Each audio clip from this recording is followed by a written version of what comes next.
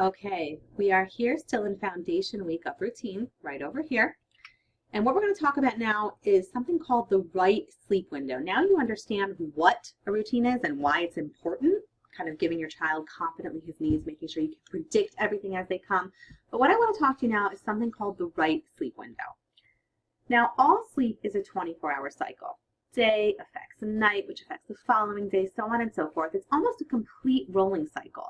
The better rested your child is, the better he'll sleep, the easier he'll go down to sleep, the longer he'll sleep, he'll fight sleep less, and he'll get more qualitative sleep too. But the adverse is true as well, and this is when things have become a horrible, vicious cycle. Overtiredness creates more overtiredness. Your baby fights sleep more, can't remain asleep as long, and wakes up more frequently, and it becomes a vicious snowball effect. So make sure to optimize your routine and introduce it in the best of your ability, because doing this will help battle overtiredness, ensure your baby sleeps better, and get them to that positive end of this rolling cycle. Now, to complement your routine, there's a very important element that will help your routine flow and ensure your baby's able to mold easier into a routine, and it's called the right sleep window. Having this right sleep window set up prevents overtiredness and sets the stage so your baby doesn't get in this wound up mode. Let me ask you something. Have you ever felt so tired that you can't sleep? Or absolutely so overtired that you can't allow your body to wind down? So if you as an adult experience this, then imagine how much more difficult it is for a tiny baby who doesn't have the cognitive functions like mind over matter or relaxation techniques. It's important to understand that when your baby is overtired, you're just setting the stage for bad sleep because your baby's going to fight it even more. Now, your baby's body produces various hormones, various chemicals that help wind him down for sleep. You've probably heard of melatonin. It's a big sleep hormone everyone knows about. But there's also other hormones involved as well with sleep, various types of cortisones, etc. And we speak about this in depth when we talk about introducing sleep and why we introduce sleep in darker atmospheres. But basically, when your baby's physical state is in this ideal place for sleep, his body produces various hormones that actually help set him up in a positive way. So, it's really important that what you do is that you don't miss your baby's sleep window and make sure that your child doesn't stay awake too long. Within your child's age bracket now, it can range very drastically between 2 hours to 3 hours to 4 hours of awake time. It's very, very varied once your child does get older. But, you want to make sure that your child doesn't stay awake too long, because if he's unhappy, if he's kept awake too long, his body's hormones get produced completely out of whack, and he gets into this wound up mode where he fights sleep, won't go to sleep, and then just gets more and more and more and more overtired. So all children have something called this right sleep window.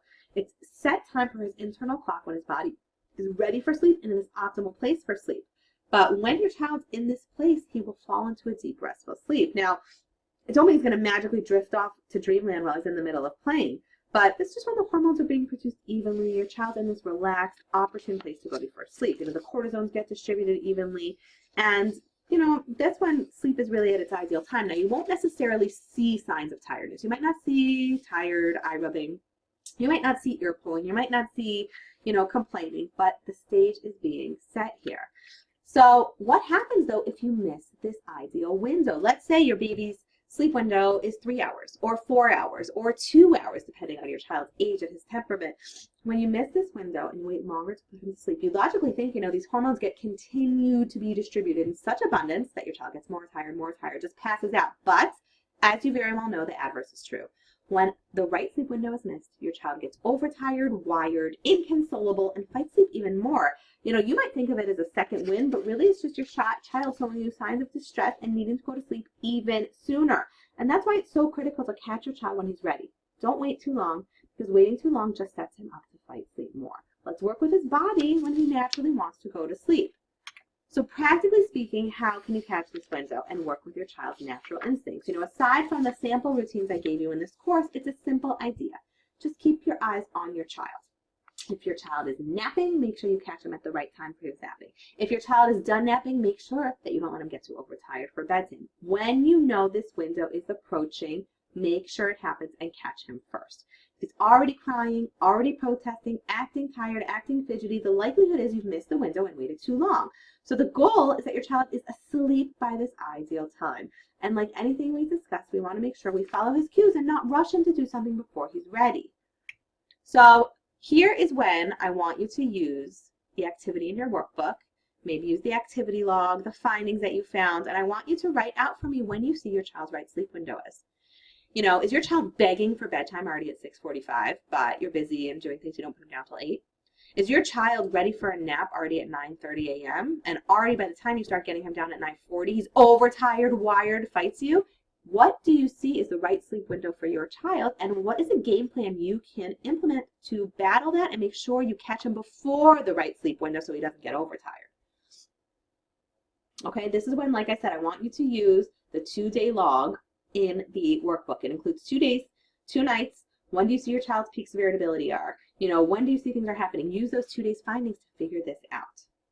Because finding your baby's right sleep window will help you work with his natural rhythms so he won't fight sleep. It is as simple as that, because just as a child's body works in tune when he's not overtired, overtired means wired, okay? And the more overtired your child is, the more he will fight sleep. So if you have to take a few extra days and take a break from this to get that activity log set up, do it, because you're doing yourself a favor and your child the biggest service by helping them not miss this window.